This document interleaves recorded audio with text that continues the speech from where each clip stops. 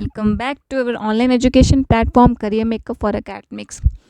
Dear students, अगर आप भी किसी ऐसे ऑनलाइन एजुकेशन प्लेटफॉर्म की सर्च कर रहे हैं जहां पे आपका डाउट जो है वो 100% क्लियर हो और आपको दोबारा से पढ़ने की बार बार उस चीज़ को रिवाइज करने की ज़रूरत ना पड़े और प्लस आपको एग्ज़ाम में उसको पढ़ के आप अच्छा स्कोर कर पाओ, तो आपकी जो सर्च क्लॉक है वो हमारे इस चैनल पे आके ख़त्म होती है. That is our online education platform career maker for academics.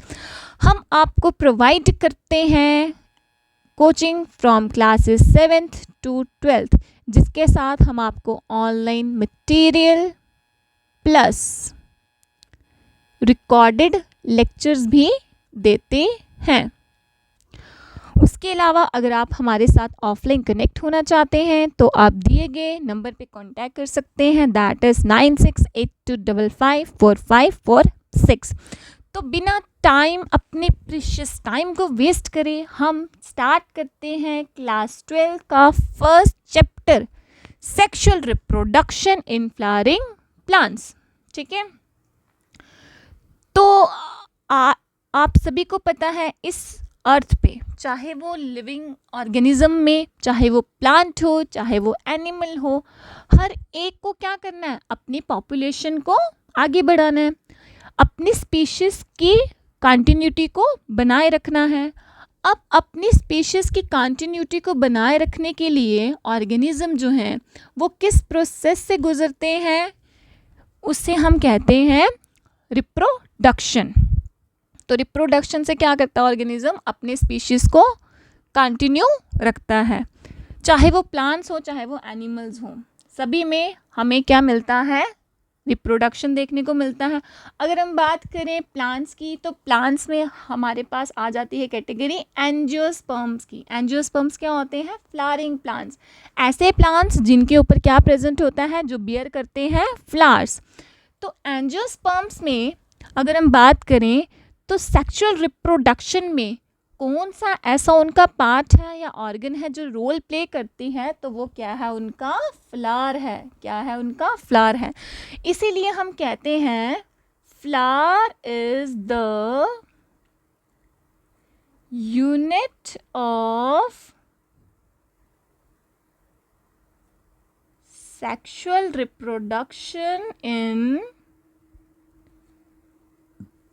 angiosperms. Flower is the unit of sexual reproduction in angiosperms. तो बेसिकली अ फ्लावर होता क्या है, what is basically a flower is, a flower is a modified shoot. Flower क्या है, it is a modified shoot. क्या मतलब है modified shoot का, हमें पता है शूट कैसे दिखती है, कुछ इस तरीके के. इसके ऊपर क्या प्रेजेंट होता है, नोड्स एंड इंटरनोड्स. जो नोडल रीजन होता है, यहाँ से क्या अराइज होता है, लीव्स अराइज होते हैं. अगर हम इसी नोड को क्या कर दें, थोड़ा सा शॉर्ट कर दें और पास पास ले आएँ, तो ये कुछ इस तरीके से दिखेंगे हमें, है ना. अब लीव जो यहाँ से अराइज होंगे तो ये आपस में ग्रो होके एक वोल बनाएंगे और वो वोल क्या बनाएगा, आगे जाके फ्लावर बनाएगा. समझ आया बच्चे. इसी तरीके से जो है एक फ्लावर जो है वो बनता है. तो अब हम पढ़ते हैं फ्लावर्स के आगे कितने पार्ट्स होते हैं. A flower has 2 types of parts. First is the vegetative part and second is the reproductive part. Vegetative part as its name indicate that, जो इसकी ग्रोथ, ये वेजिटेटिव पार्ट्स का मतलब हो गया जो उसकी ग्रोथ करवाएगा. ठीक है, वेजिटेटिव पार्ट्स में क्या आ जाएगा हमारे पास, इसका कैलिक्स प्लस कोरोला. ठीक है, या से हम एसेसरी वोल भी कह सकते हैं यार, असेंशियल वोल भी कह सकते हैं, नॉन असेंशियल. तो क्या कहा मैंने, हमारे पास 2 पार्ट्स आ जाएंगे, असेंशियल वोल्स एंड नॉन असेंशियल. ठीक है, नॉन असेंशियल. असेंशियल वोल्स वो वोल्स होंगे जो सेक्सुअल रिप्रोडक्शन में रोल प्ले करेंगे और नॉन असेंशियल वो होंगे जो सेक्सुअल रिप्रोडक्शन में पार्टिसिपेट नहीं करेंगे. हमारे पास अगर हम बात करें असेंशियल वोल्स की, तो उसके पास हमारे पास आ जाता है androecium and gynoecium. Androecium and gynoecium. जैसे आप यहाँ पे देख सकते हो, एंड्रोशियम क्या है? It is a male reproductive part. It is a male reproductive part. क्या है? मेल रिप्रोडक्टिव पार्ट क्या है हमारे पास? एंड्रोशियम। ठीक है, androecium, it is a male reproductive part. और इसकी यूनिट क्या है? बड़े सारे स्टेमन जुड़ के, बड़े सारे स्टेमन जुड़ के क्या बनाते हैं? एंड्रोशियम बनाते हैं। बड़े सारे स्टेमन्स के ग्रुप को हम क्या कहते हैं? एंड्रोशियम। जैसे आप यहाँ पे देख सकते हो ना, यहाँ पे ये दिस इज अ स्टेमन, ये ना ये पूरा this is a male part, this is अ स्टेमन। अब ये जो उसने पूरा ग्रुप बनाया है, इसे हम क्या कहेंगे? यहाँ पे एंड्रोशियम कहेंगे। क्या कहेंगे बच्चा यहाँ पे? एंड्रोशियम। अब नेक्स्ट हमारे पास आ जाता है फीमेल पार्ट, और फीमेल पार्ट को हम क्या कहेंगे? गाइनोशियम। फीमेल पार्ट को हम क्या कहेंगे? गाइनोशियम कहेंगे। तो जो फीमेल पार्ट हमारे पास आएगा उसे हम क्या कहेंगे? गाइनोशियम। आप देख सकते हैं यहाँ पे female part is called gynoecium.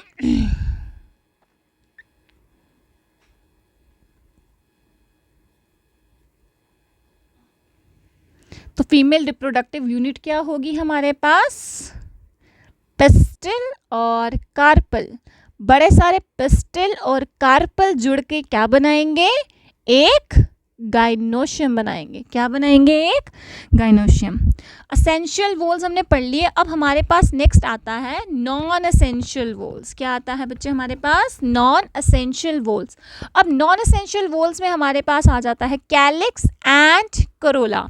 क्या आ जाता है नॉन असेंशियल वॉल्स में हमारे पास? Calyx and Corolla. आप यहाँ पे देख सकते हो ना, ग्रीन से आपको फ्लैशी सा स्ट्रक्चर दिख रहा है। यहाँ पे ग्रीन से छोटे छोटे लीव्स लाइक स्ट्रक्चर है। This is called calyx. जब इसका ग्रुप प्रेजेंट होगा, इंडिविजुअल यूनिट्स को हम क्या कहते हैं? सेपल्स। बड़े सारे सेपल जो हैं वो जुड़ के क्या बनाएंगे? कैलिक्स बनाएंगे। क्या बनाएंगे बच्चा? कैलिक्स। और कैलिक्स क्या है? It is green in colour.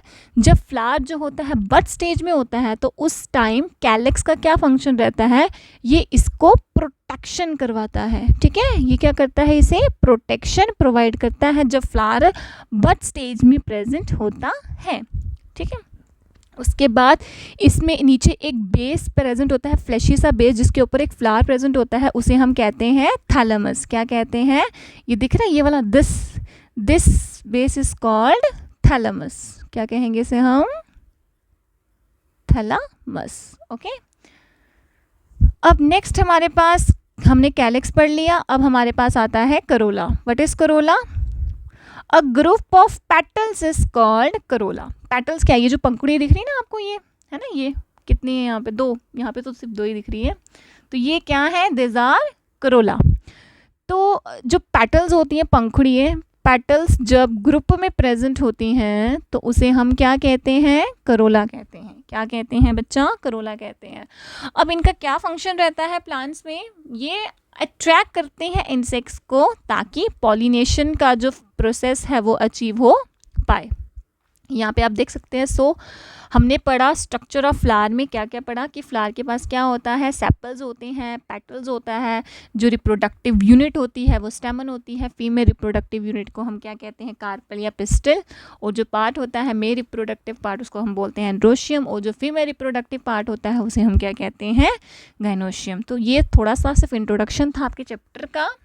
ठीक है, तो नेक्स्ट स्टार्ट करते हैं हम pre fertilization events. Pre fertilization का मतलब हो गया ऐसे इवेंट्स जो फर्टिलाइजेशन से पहले होते हैं। प्री का मतलब पहले, फर्टिलाइजेशन का मतलब हो गया, आपको पता ही है, जब मेल और फीमेल गमीट्स का फ्यूज होते हैं तो उसे हम फर्टिलाइजेशन कहते हैं। अब फर्टिलाइजेशन होने से पहले अगर हम बात करें प्लांट्स की, तो उनमें ऐसे कौन कौन से इवेंट्स हैं जो हम देख सकते हैं। ठीक है, तो यहाँ पे थोड़ा सा हमने दिया हुआ है। फ्लोरिकल्चर क्या होता है? It is a cultivation of flowering plants. उसको हम क्या कहते हैं? फ्लोरिकल्चर कहते हैं। ठीक है, जब फ्लावर्स अरेंज्ड होते हैं किसी बड के ऊपर या फ्लोरल बड के ऊपर, उसे हम क्या कहते हैं? इनफ्लोरेसेंस, है ना। It is a arrangement of the flowers on the floral axis. आपने 11th में आप पढ़ चुके हो इन्फ्लोरेसेंस होता है वो क्या होता है ना। ये यहाँ पे लिखा हुआ है, in the flower male and female reproductive structure the androecium male and the gynoecium female differentiate and develop. आगे जाके यही मेल एंड फीमेल स्ट्रक्चर जो है आगे जाके डेवलप होते हैं, इन्हीं में से गेमीट्स प्रोड्यूस होते हैं और जाके फ्रूट और सीड बनता है। अब स्टार्ट करते हैं सबसे पहला टॉपिक हमारा, that is structure of male reproductive part या मेल रिप्रोडक्टिव यूनिट स्टेमन। तो what is basically a स्टेमन is, हमने पढ़ा था स्टेमन क्या होता है, it is a male reproductive part. तो सबसे पहले हमारे पास आता है टिपिकल स्टेमन में क्या होता है, it has a long slender stock का फिलामेंट। ये पूरा का पूरा एक स्टेमन है, ठीक है, this is a entire it is अ स्टेमन। अब इसके दो पार्ट्स होते हैं, एक लॉन्ग सिलेंड्रिकल लंबा सा एक सिलेंडर की जैसा एक स्टॉक होता है, उसे हम क्या कहते हैं, फिलामेंट। इसे क्या कहते हैं, आप देख सकते हो यहाँ पे, this is a filament, okay. अब उसके टर्मिनल एंड पे एक प्रेजेंट होता है बाइलोब सा स्ट्रक्चर। बाइलोब का मतलब हो गया इसके दो लोब्स हैं, ठीक है। बाइलोब का क्या मतलब हो गया, इसके दो लोब्स हैं, एक ये वाला और एक इसके पीछे वाला। ये पीछे वाला क्लियर इसलिए दिख रहा है बिकॉज ये थोड़ा सा आगे आ चुका है। ये देखो आप यहाँ पे एक डायग्राम यहाँ पे इमेज में शो किया गया है, देखो है ना, बाइलोब स्ट्रक्चर है 1, ये 1 एंड दिस इज 2, ओके। अब यहाँ पे क्या लिखा है, the proximal end of the filament is attach to the thalamus और the petal of the flower. Proximal end का मतलब क्या हो गया, जो उसके पास है। दो एंड होते हैं, एक होता है प्रॉक्सिमल, एक होता है डिस्टल। सपोज करो ये कोई स्ट्रक्चर है, ठीक है, अब ये इसके साथ अटैच्ड है, ये इसके साथ अटैच्ड है और ये इसके दो एंड्स हैं। जो इसके स्ट्रक्चर के पास जो एंड प्रेजेंट होगा इसे हम कहते हैं प्रॉक्सिमल एंड, और जो इससे थोड़ा दूर होगा इसे हम क्या कहेंगे, डिस्टल एंड। तो यहाँ पे क्या इन्होंने बोला, जो प्रॉक्सिमल एंड है फिलामेंट का वो किससे अटैच है, it is attach to the thalamus. जो फिलामेंट का प्रॉक्सिमल एंड है वो किससे अटैच है बेटा, थैलेमस से। यहाँ पे आप देख सकते हो ना, ये देखिए यहाँ पे है ना, जो प्रॉक्सिमल एंड है, दिस इज अ फिलामेंट है ना, ये देखो यहाँ पे, this is a filament, it is attach to the thalamus, है ना, जो फ्लशी सा मैंने आपको स्ट्रक्चर बताया था, this is a thalamus, okay. उसके बाद नेक्स्ट इन्होंने बताया है, या तो वो थैलेमस के साथ अटैच हो सकता है या फिर पेटल के साथ भी हो सकता है और थैलेमस के साथ भी हो सकता है। यहाँ पे देखिए, यहाँ पे एक बारी फिर से देख लीजिए, या तो वो पेटल के साथ अटैच होगा या वो थैलेमस के साथ। अब यहाँ पे ये थैलेमस के साथ अटैच है, ये पेटल के साथ भी हो सकता है,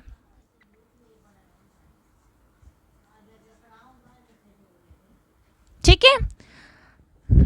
अब जो नंबर होता है और लेंथ होती है वो स्टेमन की क्या करती है, वेरी करती है, ठीक है।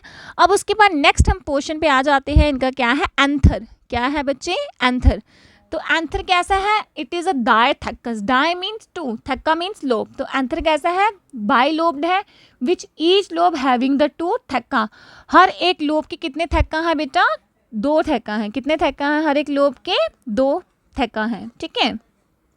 कितने थेक्का हैं बच्चा, हर एक लोब के 2 थेक्का हैं। आप यहाँ पे ये इमेज देख सकते हो, यहाँ पे है ना, हर एक lobe, this is a 1 lobe and this is the second lobe. इसमें कितने थेक्कास है, 1 2।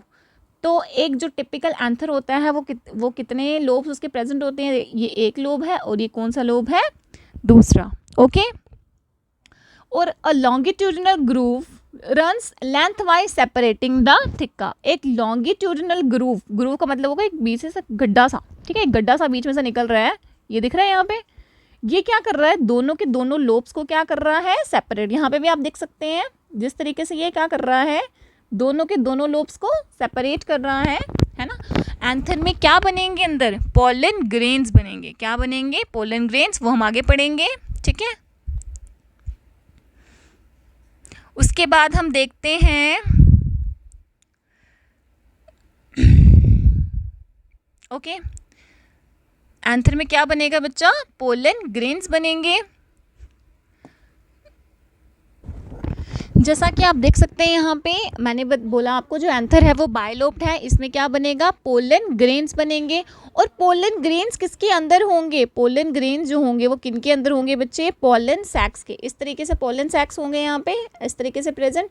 इनके अंदर क्या प्रेजेंट होगा, दिस आर पोलन सैक्स, ठीक है, यहाँ पे आप देख सकते हो ये दिस आर पोलन सैक्स। अब इनके अंदर क्या प्रेजेंट होगा, पोलन ग्रेन्स प्रेजेंट होंगे। क्या प्रेजेंट होगा बेटा, पोलन ग्रेन्स प्रेजेंट होंगे, ठीक है। अब उसके बाद हम टीएस ऑफ एंथर देखते हैं। स्ट्रक्चर ऑफ एंथर में ट्रांसफर सेक्शन है तो ना, दो सेक्शंस होती है, एक एलएस होता है, एक टीएस होता है। जब उसको हम ट्रांसवर्सली काटते हैं तो उसका ट्रांसफर सेक्शन हो जाएगा।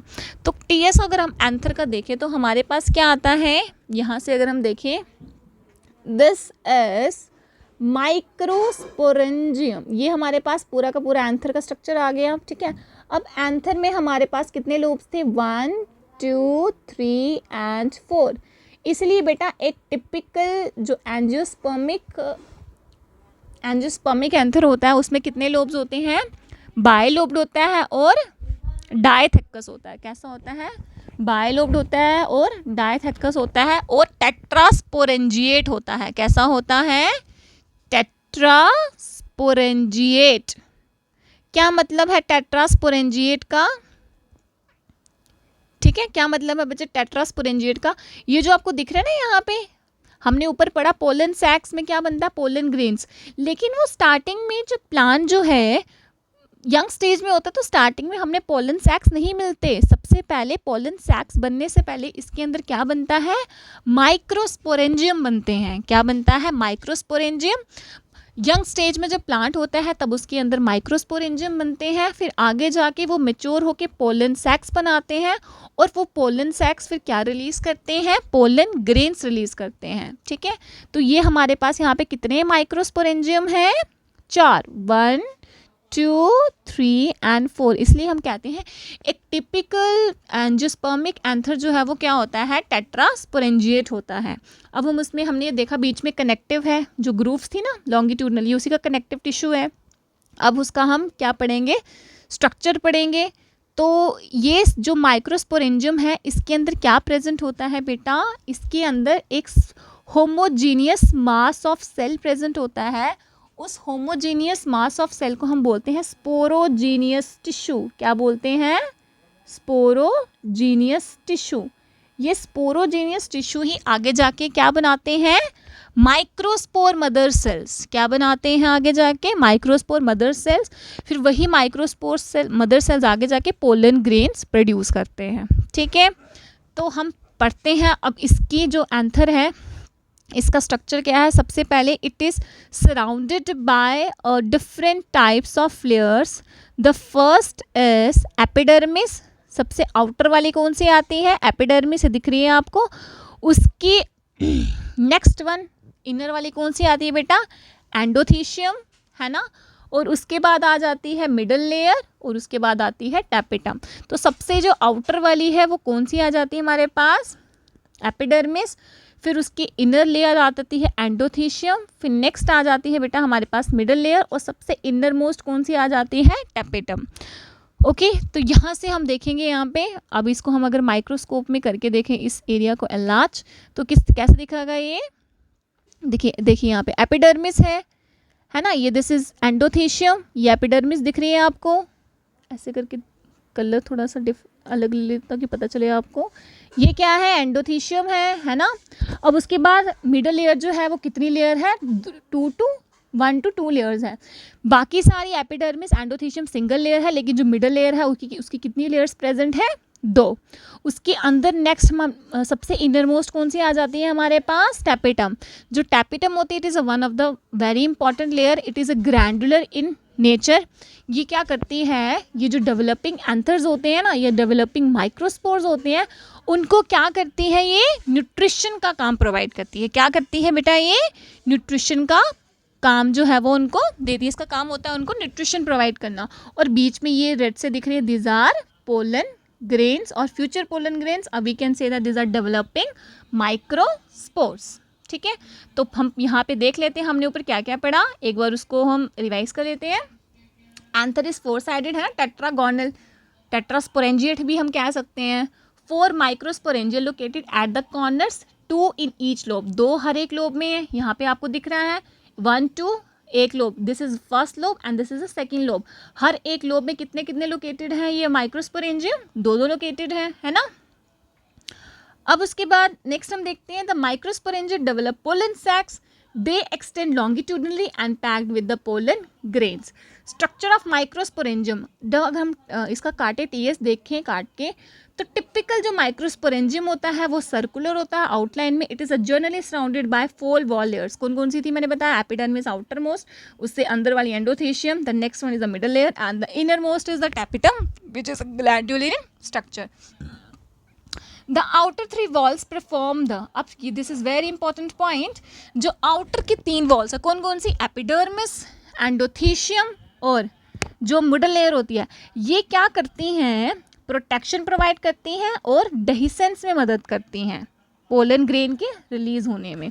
ठीक है, अब डेहिसेंस क्या होता है बेटा, एक्चुअल में क्या होता है कि यहाँ पे आप देखिए इस डायग्राम को, यहाँ पे ये डायग्राम देखिए आप, जब पोलन ग्रेन्स यहाँ पे पोलन सैक्स के अंदर स्टार्ट हो जाते हैं ना, डेवलप हो चुके होते हैं, मैच्योर हो गए होते हैं, तो वो क्या करते हैं, डिहाइड्रेट हो जाते हैं. उनके अंदर जितना भी पानी है ना वो क्या हो जाता है, सूख जाता है. तो वो पोलन ग्रेन्स डिहाइड्रेट हो जाते हैं और कुछ पाउडर्स की फॉर्म ले लेते हैं. ठीक है, तो वो जो पोलन ग्रेन जब रिलीज़ होते हैं ना, एक्चुअल में होता क्या है, ये जो हमारे पास पोलन सैक होता है ना, ये फट जाता है. इसके फटने से क्या होता है, इसमें पानी जो है वो ख़त्म हो चुका होता है, डिहाइड्रेट हो चुका होता है, जितना भी पानी है वो सूख चुका होता है. एक्चुअल में वो पानी सूखता है इसलिए बिकॉज उस टाइम पोलन ग्रेन जो है वो मेच्योर हो चुके होते हैं. ठीक है, तो जब वो ये पूरा पोलन सैक जो है ये फटता है, जब पोलन ग्रेन रिलीज होते हैं, उस प्रोसेस को हम क्या कहते हैं, डेहिसेंस. क्या कहते हैं बेटा, डेहिसेंस कहते हैं.